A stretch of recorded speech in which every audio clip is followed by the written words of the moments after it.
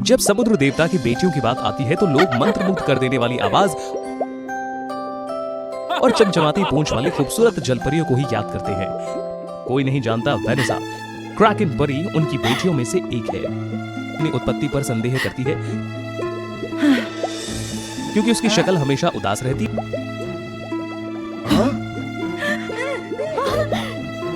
और उसका जादू काला है और उसके पास आकर्षक गायन की आवाज नहीं है। कारण जब भी कुछ बुरा होता तो लोग हमेशा वेनेसा को ही दोषी ठहराते। इन संकेतों को देखकर समझ जाइए कि ये कोई काला जादू करने वाला व्यक्ति होगा और ऐसी शक्ति वाला एकमात्र व्यक्ति है। हमेशा निष्पक्षता और समान व्यवहार की बात करने के बावजूद उनकी आंखें उनकी बातों को धोखा दे जाती। यहाँ तक कि वेनेसा का अपना परिवार भी उसके साथ एक बाहरी व्यक्ति जैसा व्यवहार करता। उसकी बहनें इस उदास क्रैकन परी से किसी भी संबंध से इनकार करती। यहाँ तक कि उसके अपने पिता समुद्र देवता ने एक बार भी वेनेसा का बचाव नहीं किया। उसका रवैया उसके प्रति समुदाय की अवमानना को और भी अधिक सार्वजनिक कर देता। छोटी बच्ची बड़े दर्द में थी। केवल अरीना जल परी क्रैकन परी के लिए खड़ी होती थी। अरीना, पहले से ही कुछ करो, है ना? अरीना का जन्म उग्र लाल बालों, एक शानदार आवाज और एक उज्जवल रूप के साथ हुआ जिसने सभी नीले समुद्र को चकाचौंध कर दिया।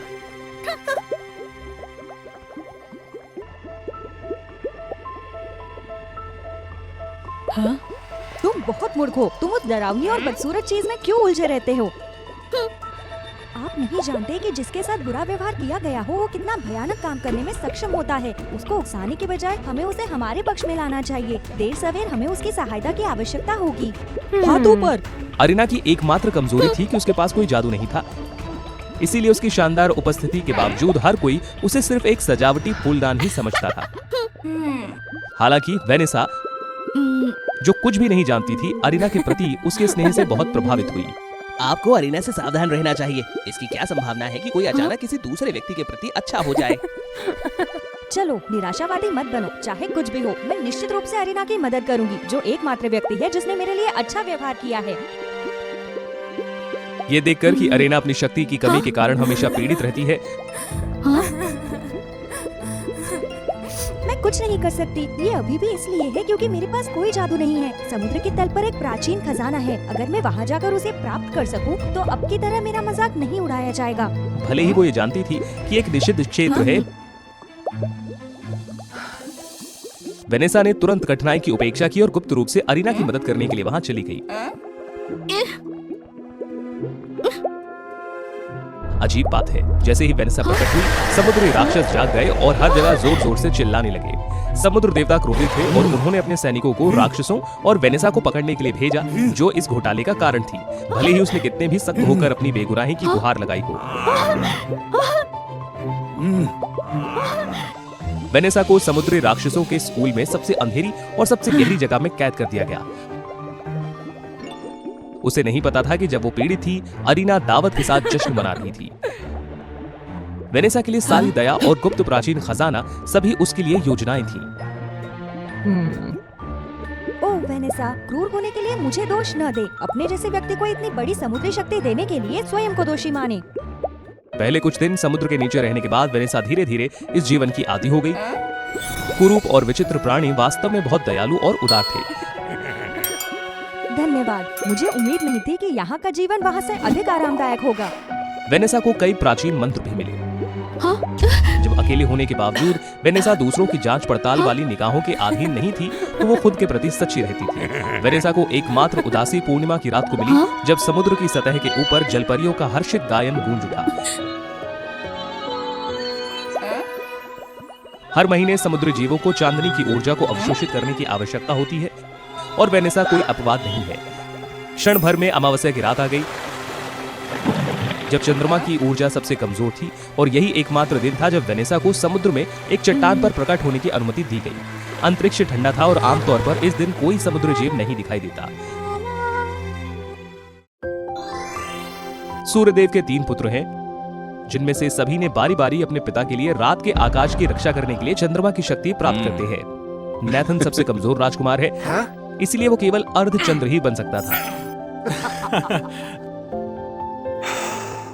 रात को जब वो ड्यूटी पर होता था, केवल वेनेसा ही समुद्र की सतह पर दिखाई देती थी।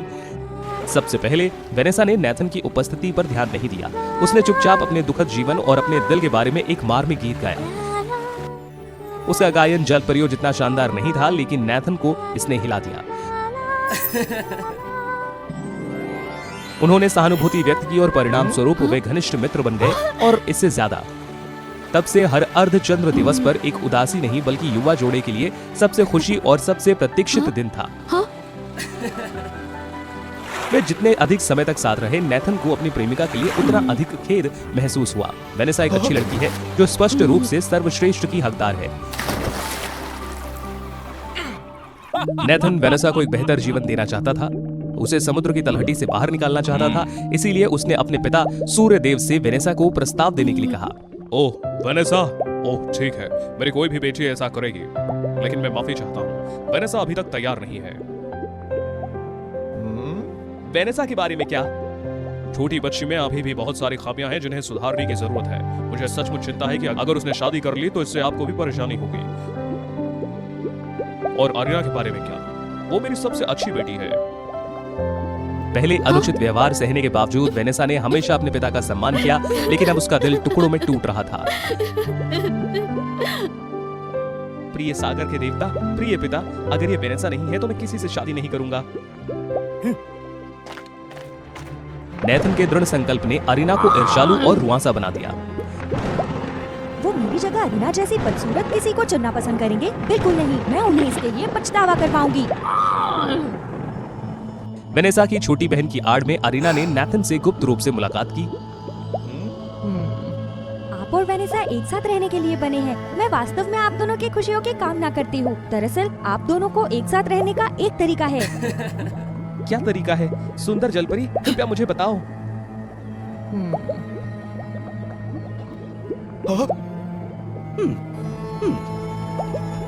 नेथन एक शांतिपूर्ण व्यक्ति था और उसने कभी किसी से लड़ाई नहीं की थी, लेकिन वेनेसा को पीड़ित देखकर वो इसे और अधिक बर्दाश्त नहीं कर सका।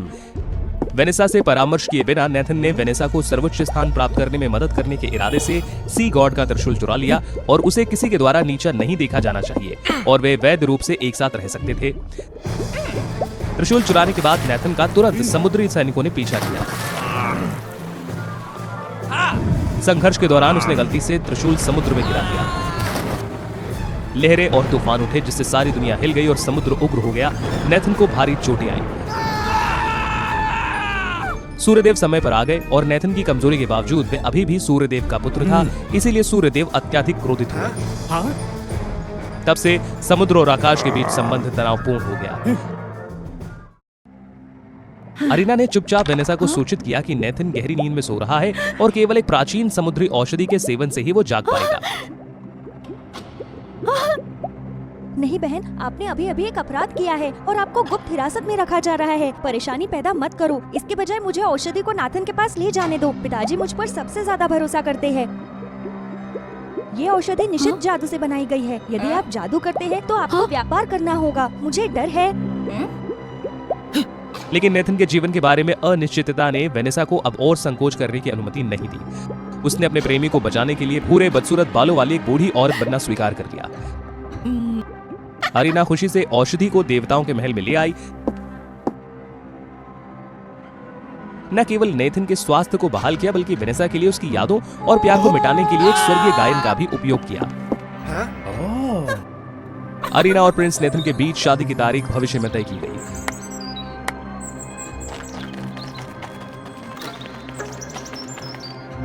उस समय अरीना ने समुद्र में झूठी सूचना फैला दी कि नेथन ने उसका अपहरण कर लिया है।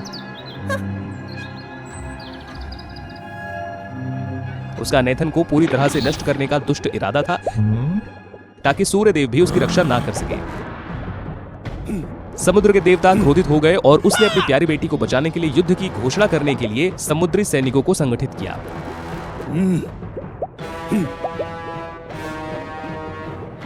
अरीना स्वयं यह अनुमान नहीं लगा सकती थी कि उसके स्वार्थी और दुष्ट कार्यों के कारण दोनों क्षेत्रों में युद्ध होगा। युद्ध अत्यंत भीषण था। प्रचंड हवाओं और तूफानों से दोनों पक्षों को भारी क्षति हुई और मानव भूमि भी प्रभावित हुई। समुद्र की गहराई में वेनेसा को झटके महसूस हुए और तुरंत अजीब प्राणियों की अपनी सेना को घटनास्थल पर लेकर आई। वो किसी भी पक्ष में नहीं थी कि उसका एकमात्र उद्देश्य सभी जीवित प्राणियों को बचाना था। लड़ाई तभी रुकी जब खोया हुआ जादू अरीना और नेथन की ओर उड़ गया, जो अभी अभी सामने आए थे। वेनेसा ने बाहर निकलकर उन दोनों को बचाने के लिए अपनी जान जोखिम में डाल दी। अरीना, मैंने तुम पर भरोसा किया, क्यों? मैं नहीं समझ पा रही कि आप किस बारे में बात कर रहे हो। नेथन ने दर्द से अपना सिर पकड़ लिया और हाल की घटनाओं ने पिछली लड़ाई की परिचित यादों के टुकड़ों को वापस ला दिया।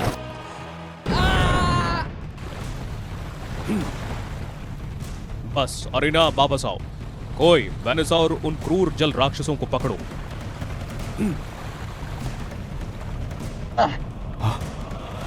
रुकिए, उसने लड़ाई के दौरान हर किसी की रक्षा करने की कोशिश की है। वो बुरी व्यक्ति नहीं हो सकती।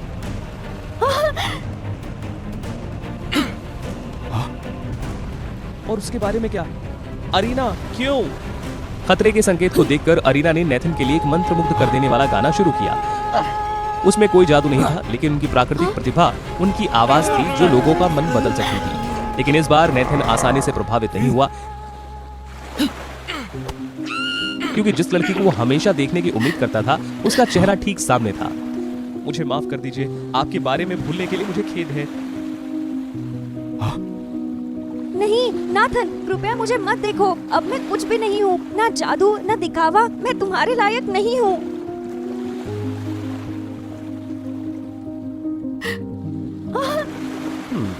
नेथन ने अपने शब्दों को बदलने के लिए उसके माथे को चूमा, क्योंकि उसने कभी उन चीजों पर ध्यान नहीं दिया था।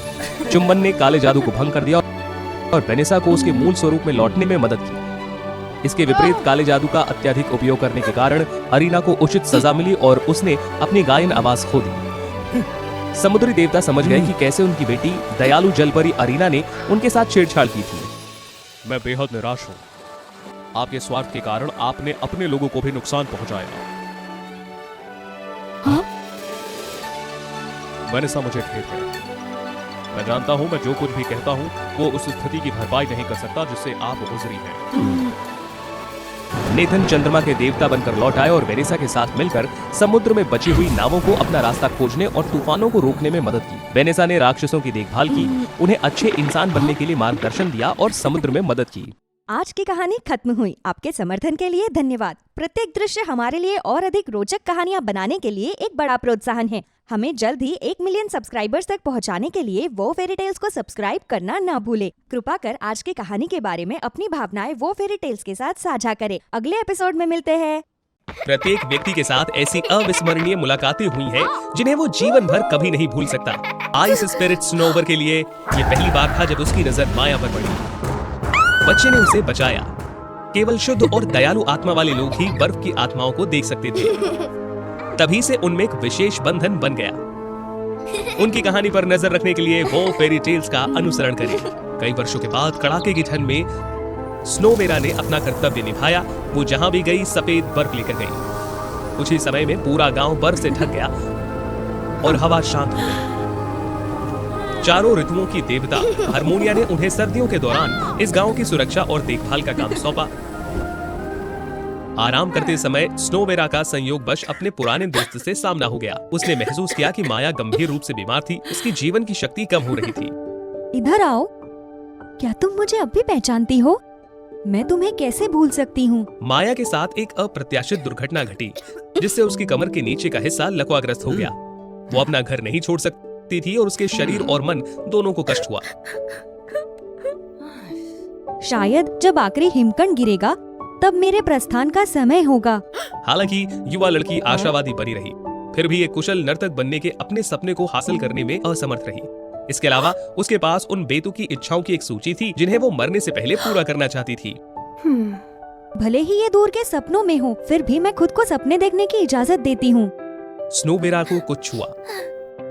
अपने पुराने बंधन के प्रति आभार व्यक्त करते हुए उसने माया को इस सर्दी में उसके सभी सपनों को पूरा करने में मदद करने का वादा किया। इस नए शरीर के साथ स्नोवेरा माया के साथ एक आखिरी साहसिक कार्य पर निकली। अपनी पहली इच्छा में माया चाहती थी कि वो आजादी से दौड़ सके और कूद सके। ये बहुत मजेदार है। खेलने के बाद स्नोवेरा ने बर्फीली घाटी के बीच में एक अकेले चेरी ब्लॉसम पेड़ के सामने आराम किया। तुम्हें पता है मुझे तितलियाँ बहुत पसंद है क्योंकि वे स्वतंत्रता और खुशी का प्रतिनिधित्व करती है। लेकिन दुर्भाग्य से समय माया को इस तितली की छवि को अपने कोकून से मुक्त होकर नीले आकाश में लहराते हुए देखने की अनुमति नहीं देगा। चिंता मत करो माया, मैं तुम्हारे लिए एक तितली बना सकती हूँ। माया ये भी अनुभव करना चाहती थी कि महल में रहना और एक राजकुमारी की तरह व्यवहार करना कैसा होता है। इस तरह माया के शरीर में स्नोबेरा के साथ उन्होंने उसकी सभी इच्छाएं पूरी की। उन्होंने भी ग्रामीणों की मदद की। उसी समय स्नोबेरा ने माया की नर्तक बनने की इच्छा को पूरा करने में मदद करने के लिए नृत्य का अभ्यास किया। गांव में शीतकालीन उत्सव में स्नोबेरा ने बर्फ में एक सुंदर हंस नृत्य किया जिसने सभी को मंत्रमुग्ध कर दिया। मैं बहुत खुश हूँ। सर्दी का आखिरी दिन आ गया था। बस एक और दिन सब कुछ खत्म हो जाएगा और माया की आत्मा हमेशा के लिए चली जाएगी। मुझे लगता है कि मैं जाने के लिए तैयार हूँ। सचमुच? मेरा क्या? मैं इसे स्वीकार नहीं कर सकती। क्योंकि स्नोबेरा माया को अपने जीवन में एक महत्वपूर्ण दोस्त के रूप में देखने लगी थी। जब तक मैं आखिरी बर्फ का टुकड़ा नहीं खो देती तुम कभी नहीं जाओगी, है ना? फिर स्नोबेरा ने अपनी पूरी शक्ति का उपयोग करके एक शक्तिशाली बर्फ का जादू पैदा किया जिसने गांव को अनंत सर्दियों में घेर लिया। चूंकि वसंत नहीं आया था, इसीलिए ग्रामीण आजीविका कमाने के लिए ना तो खेती कर सकते थे और ना ही यात्रा कर सकते थे। वे इस जमे हुए राज्य को समाप्त करने के लिए स्नोबेरा से विनती करने के लिए एकत्रित हुए। कृपा करो, ऐसा नहीं हो सकता। मेरे जाने का समय हो गया है।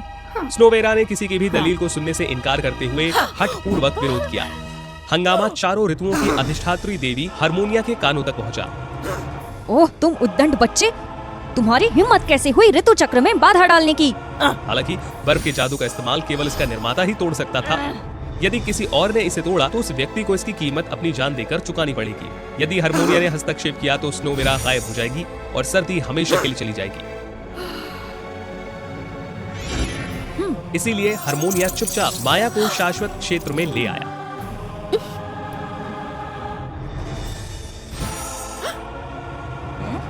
नहीं, माया कहाँ है? मैं उसे ले गई हूँ। माया के पुनर्जन्म के चक्र में प्रवेश करने का समय आ गया है। यही नियम है। नहीं, मुझे उसे ढूंढना ही होगा। तुम बहुत जिद्दी हो। इसके अलावा आप इस शरीर में कब तक रहने की योजना बना रहे हैं? माया के पुनर्जीवित होने पर मैं अपने मूल रूप में वापस आ जाऊंगी। शाश्वत क्षेत्र एक पवित्र स्थान था जो मानव जगत और आत्मा जगत के बीच में विद्यमान था। यहाँ एक खूबसूरत शहर था जिसमें चारों ऋतुएं आपस में जुड़ी थी और समय या स्थान की कोई अवधारणा नहीं थी। आत्माएं जो चाहे कर सकती थी, लेकिन कुछ आत्माएं खो गईं, पुनर्जन्म लेने या नश्वर दुनिया में रहने में असमर्थ थी। स्नोबेरा ने अपने दोस्त को हर जगह खोजा। अंत में उसे पता चला कि माया की आत्मा पर बुरी आत्माओं के एक समूह ने कब्जा कर लिया था। उनमें मजबूत लगाव था। वे पुनर्जन्म लाने में असमर्थ थे और इस तरह वे कमजोर आत्माओं को पीड़ा देते हुए रुके रहे। मेरी दोस्त को छोड़ दो। दुष्ट आत्माएं आसानी से वश में नहीं होती। उन्होंने राक्षस बनने के लिए हजारों वर्षों तक तपस्या की थी। ये लो।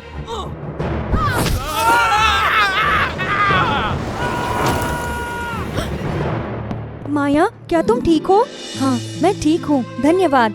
मेरे साथ वापस आओ माया। मैं तुम्हारे लिए एक बर्फ की छवि बनाऊंगी और उसमें तुम्हारी आत्मा डाल दूंगी। इस तरह आप अनंत सर्दियों में हमेशा के लिए रह सकती है। मैं समझती हूँ, लेकिन पहले क्या तुम मेरे साथ किसी खास जगह चल सकती हो?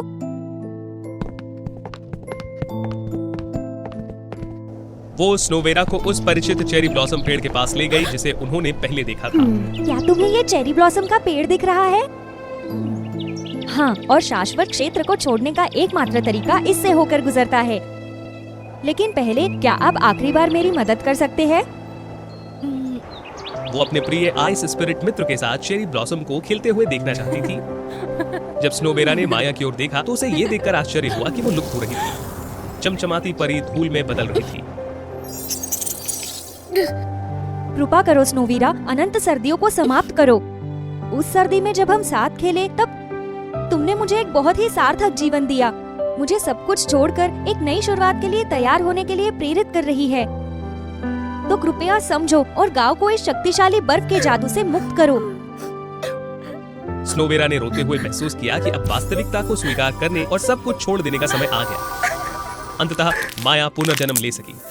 वो चेरी ब्लॉसम पेड़ शाश्वत क्षेत्र और नश्वर दुनिया के बीच एक पुल भी था। यहाँ समय या स्थान की कोई अवधारणा नहीं थी, इसीलिए पेड़ पर जो हुआ उसे नश्वर संसार में देखा जा सकता था। पता चला कि पिछली सर्दियों के दौरान उन्होंने जो तितली कोकून देखा था वो भविष्य में पुनर्जन्म के दौर से गुजर रही स्नोबेरा की ही छवि थी।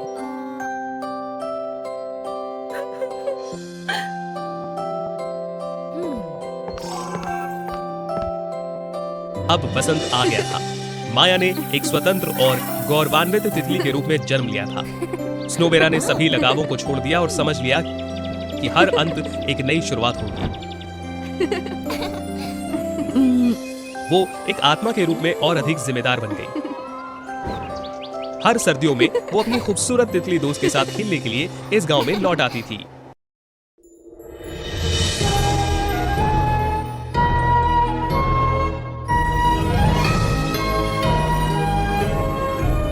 Wow, fairy tales.